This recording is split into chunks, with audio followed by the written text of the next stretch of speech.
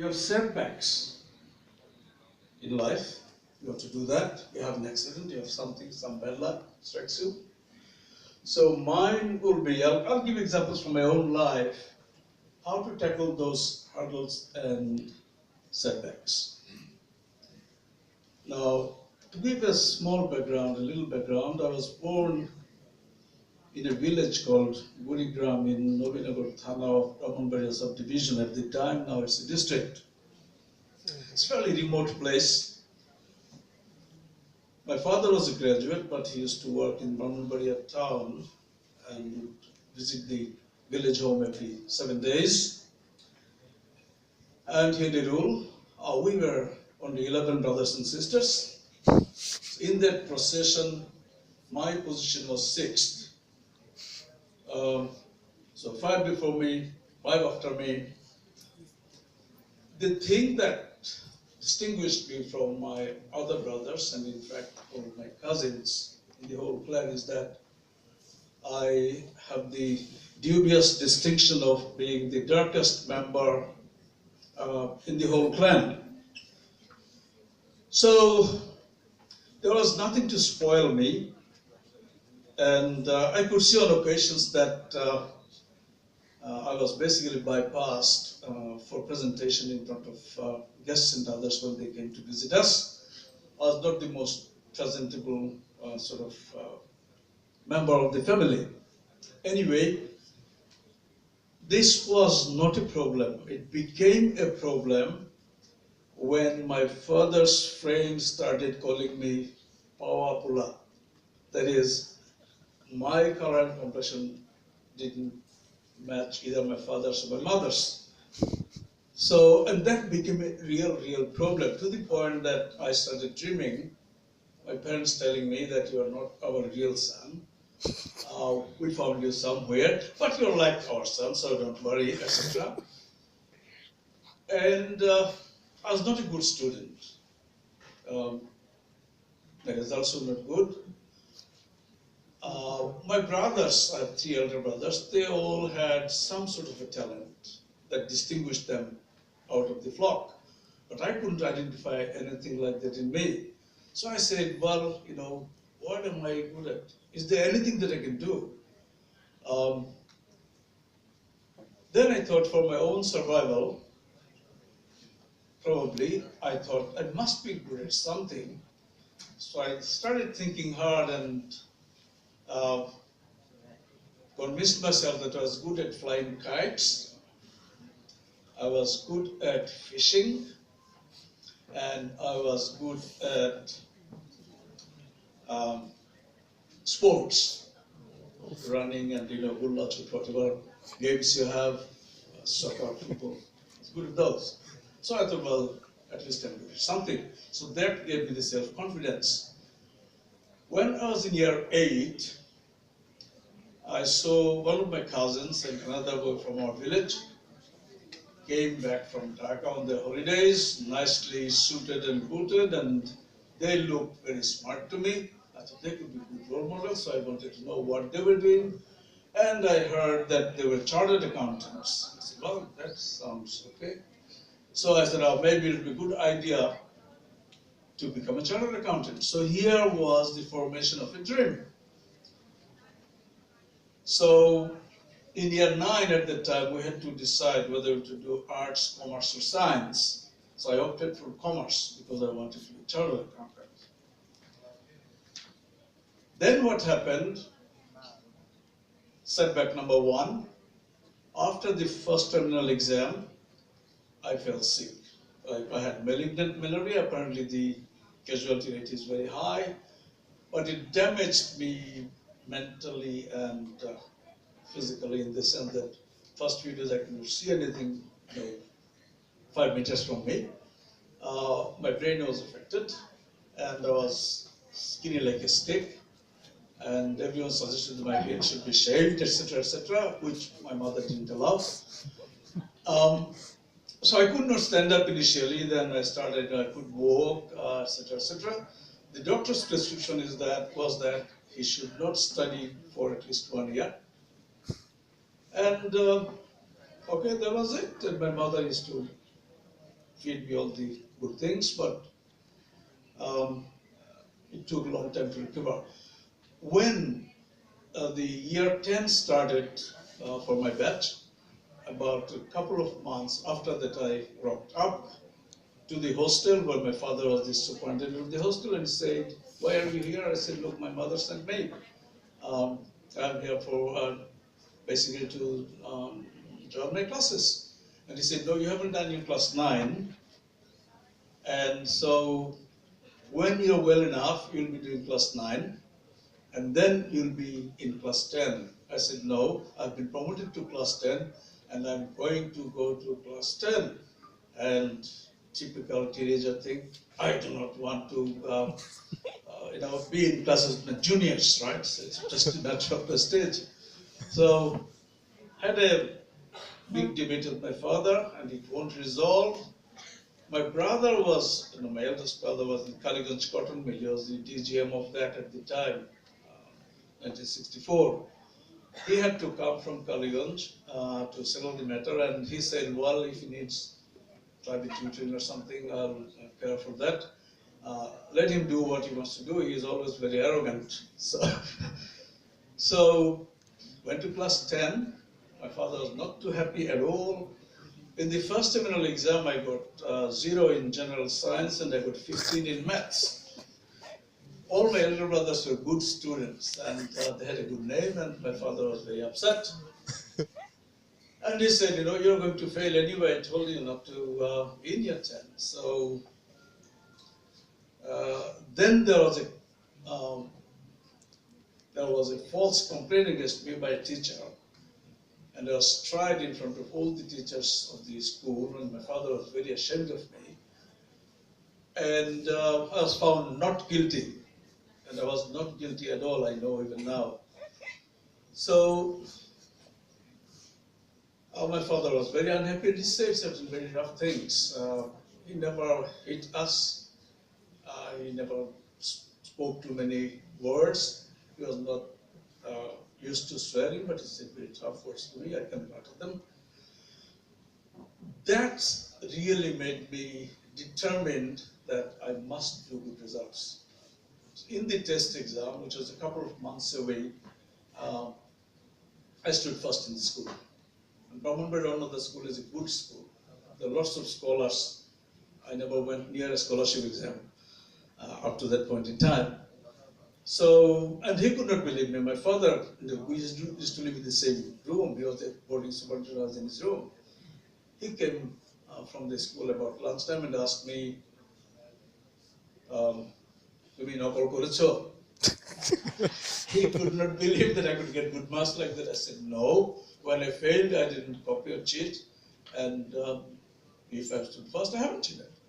So the headmaster had to convince my father that he examined my English second paper, and he was so convinced that now he hopes, or he expects me to do the best result from the school. So my father, in his exuberance, said, "Look, if you get a first division, I'll send you to whichever college you want to study in." So, okay. So I got a place in Kumila board, and he was very happy. He said, "Look," and at that time we used to get letter marks, which was 80% and above. So I got letter marks in bookkeeping or letter marks in mathematics. So he said, which college would you like to go to?" I said, "Jagannath College." And he was, you could see his face went like the mango. He didn't like it at all. He wanted me to say either Dhaka College or Notre Dame College. I didn't. The reason I said Jagannath College, I was a fiercely independent type person. I was involved in student policy from year 8, in fact. I remember. I won't name the people that got me out of the classroom and asked to organize a strike in the school against the Hamudur Rahman Shikha Commission report in 1962. Anyway, came to Jagannath College. Everything was fantastic. I didn't have to go to the day classes if I didn't wish to. There was night classes, all mature people. I enjoyed the interaction. Then one of my teachers, Professor Samad, told me you don't have to come to the classes for bookkeeping accounting because what you know should serve you till we home easily. So, all right then, I won't come to the classes. What happened at the time, you could do 4 papers at the end of the first year and another 6 papers at the end of the second year. So I did my 4 papers at the end of the first year, and lo and behold, I got 36 in bookkeeping and accounting, and I got 39 or something in Bengali. I was shocked. I went to Professor Saidur Rahman, he was the principal of Jagannathpur at the time. I said, sir, what can I do? He said, change the center. Change from Jagannathpur Center to some other center. So next year I went to Noshindi Center for doing my, at the time you could also with 5 taka of fee, you could cancel those results. So of the 4, I canceled those 2 results, and the next year I had to do 8, while others will bring 6 papers. I changed to Noshindi Center. My eldest brother's wife was the headmistress of Noshindi Girls' School, so that helped me stay there, no problem.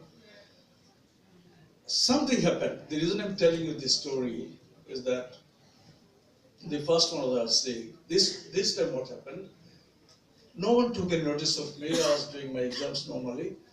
When we had the accounting exam, I tried one after another 5 questions. There were 6 or 7 questions I had to answer any 5, 20 marks each. First one, no, doesn't balance, so tossed out. Second one, attempted, no, it doesn't work, tossed out. And then a bit of nervousness tripping up. Third one, didn't work. And then I think I tried even a 4th and it didn't work, so I became about more than an hour gone. I was really in panic. What do I do now? So I folded the paper and I thought, that's it, I have to go. Then I realized something inside of me told me, look, if you walk out now, you can, but you get 0.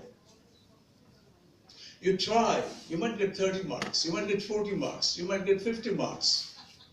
You have nothing to lose anything. So for a while, I just against the bench, rested my head, tried to get everything behind me. So I did, I thought, and then started fresh. I got less than 2 hours to go. I've done nothing. I haven't answered one question yet. So the first question I attempted, nicely balanced, encouraged me. Second one, seemed makes sense, no. Third, okay. 4th, happy. 5th, could not complete. I completed 15 marks, and the 5 marks theory I didn't have time. The bell rings, just like everyone else, I leave the room. Just imagine, in 1967, in Dhaka board, I was the only person to get letter marks in bookkeeping, in accounting, and in commercial geography. No other student got letter marks in commerce in 1967. So, the reason I told this story is this: you will have dreams, but then there will be setbacks. It is not how many tumbles you take, it is how quickly you get up again on your feet and restart the journey. That's what it is. So, yeah, what could have happened? I could have walked out. That would mean I have to wait for 1 more year. It will dent my confidence, it will create a psychological problem, and I wouldn't, what would be guaranteed that I'll do good results the next year. So the whole reason for telling this is this: never ever give up. If you have a dream, pursue it. So then I came to Dhaka University to do honors, finished my honors. know, teachers probably didn't understand. I got a first class. Then I did my master's, got a first class, and then I was about to go for chartered accountancy, but in the meantime, couple of other things happened. I set the BCS exam, the civil service exam, and somehow I came sixth in the country, and I was given a appointment as a magistrate in the Chittagong court sort of thing. At the time they used to deputy magistrates jobs. That's where we started. I went to my medical, etc. Then the University of Dhaka gave me a lecturer's job. And the other job was to be railway contractor. A friend tried to convince me to be railway contractor. So at the end, I opted for Dhaka University job, hoping that maybe my dream now has changed from being a chartered accountant to have a PhD, go overseas, see how the Western countries are, etc. Joined Dhaka University, and after a year and a half, I got a scholarship from Australian government, which was based on no recommendations, no interviews, nothing. They gave 4 scholarships to 4 faculties in Dhaka University. At the time, there were 4 faculties based on your SSC, HSC, Masters, and Honours marks. And all of them, whoever gets the highest mark, that's it. So I got it from Commerce faculty. Went to Australia with all the hopes of doing a PhD. They initially put me into a master's program, and one of my teachers, Graham Bradley, asked me, "Hey, I think, what program are you in?" I said, "Look, I've come here to do a master's leading to PhD." He said, "Oh, that PhD bit, don't say it." You know, in the whole school here, in School of Accountancy, the 86 academic staff, including 4 full professors, no one has a PhD. Don't say you've come to do a PhD. People will laugh at you. So he was a good friend, so although he was a senior lecturer there.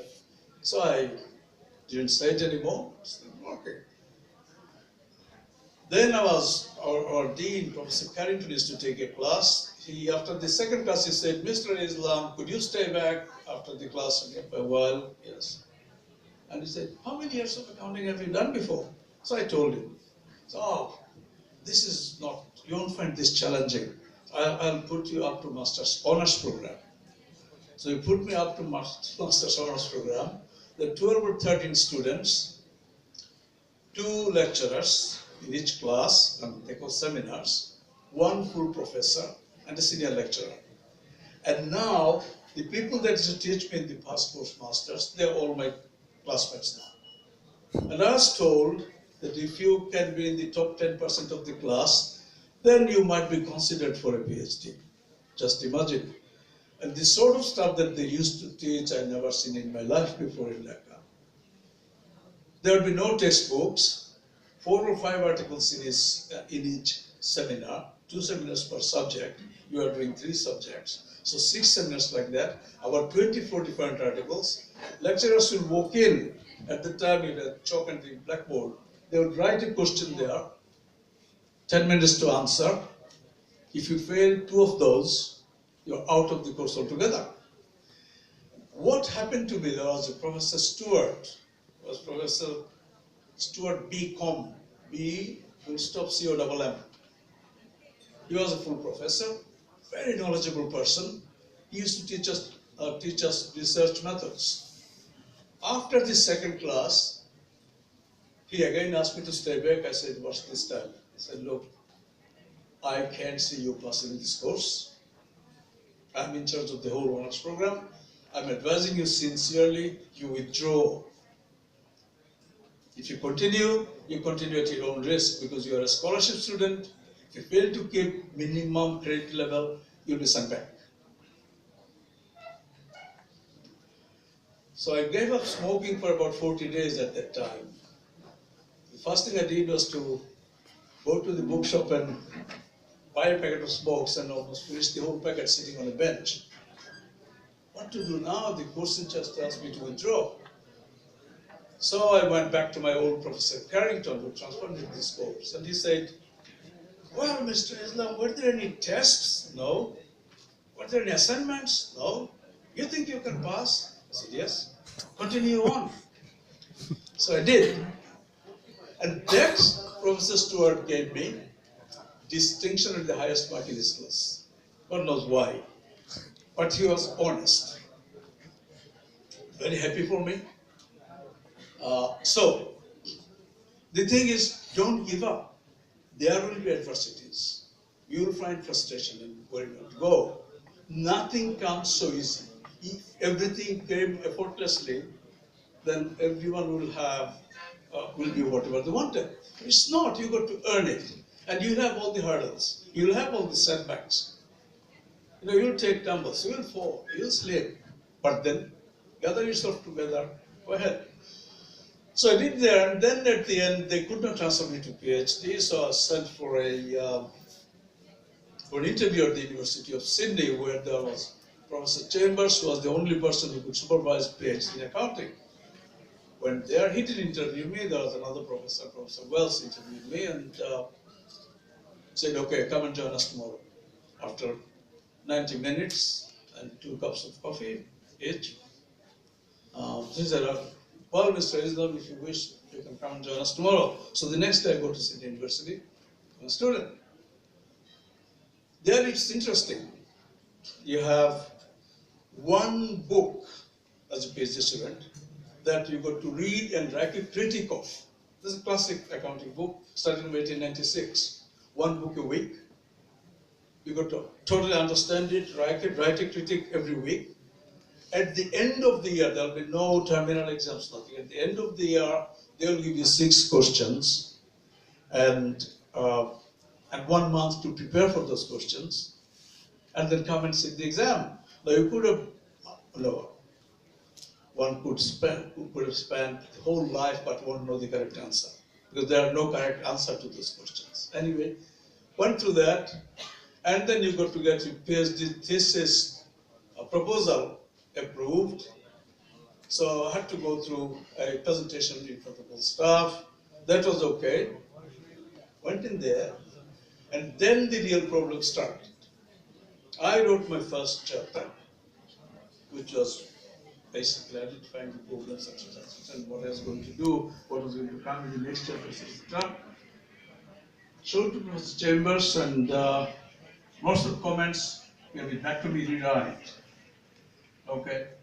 Another 10, 15 days, presented it back. Lots of comments, rewrite. Second time. Another 1 month, rewritten it, took it back to him, rewrite, with lots of comments. 4th time, rewrite. And then I thought, maybe I am not the type who will ever be able to do a PhD. It's easy to give up. I was aimlessly walking inside the research library when that Professor Wells, who interviewed me for the admission, he was the head of the department then, said, "Hey, what's wrong with you?" "No, you look a bit off color." I said, "Yeah. Prof, I think I should pack up my stuff and go back home, because this is what's happened." He had a huge laughter and said, "Well, few more drops to go, don't give up." Few more drops to go. I said, "What do you mean?" I said, "I did my PhD under Professor Chambers. I had to rewrite my chapter 1 of this. I had to go through 9 drafts of my chapter 1. You have done only 4. So that probably gave me some consolation. I went back, redid it. I think he probably told the old fellow that I was very unhappy. So 5th time when I submitted, he said, I think, maybe I was a bit too exacting on you. Maybe I should give someone else to have a look at this. Okay, file it up and go to chapter 2. Well, maybe we have to come back to this one later." I said, "All right." So I went to chapter 2, 15 days, went in, good. No question. Chapter 3, fantastic. 4, well, so they followed in quick succession. Then I went to my chapter 6, which was about international accounting standards, and I was trying to define what a standard should be, etc., etc. For 2 months, I didn't see him because I could not produce anything. I met him at a party where Professor Mondrian came from the United States, in Professor Wells's house. I could not afford the dinner party. So I went there, and my old professor said, "Hey, come here. What's wrong with you? I haven't seen you much." I said, "Prof, I have nothing to show to you." "Why?" I said, "I've been trying to make sense of this material. I cannot." "Well, you know, all of us go through what's called intellectual constipation, for a better expression. Come and see me tomorrow. We'll find a way out." Went to him. Said, "Look, I wasted 6 years of my life on this. You should have come to me earlier. Take this kind of approach and come out of it." So he showed me a way. I came out of it, got my PhD, came back home. So the reason for telling all these long-winded things is that in your life, there will be frustration. In your life, you will face hurdles. In your life, there will be setbacks. But unless you have those, you won't be able to go up. Going up is not an easy exercise. It will have all this. You'll experience these things in life. My thing is, when you have a dream, do not give up. Apart the chartered accountancy thing, I can tell you, once I became a senior lecturer at the university there, I got a letter from the Institute of Chartered Accountants, "Would you join us as an honorary member?" So I'm still a member of the Australian New Zealand Chartered Accountancy Association. So at the end, that can do. Thank you so much. The thing to remember is, if you have a dream, pursue it relentlessly. Don't give up. Stick to it. Thank you.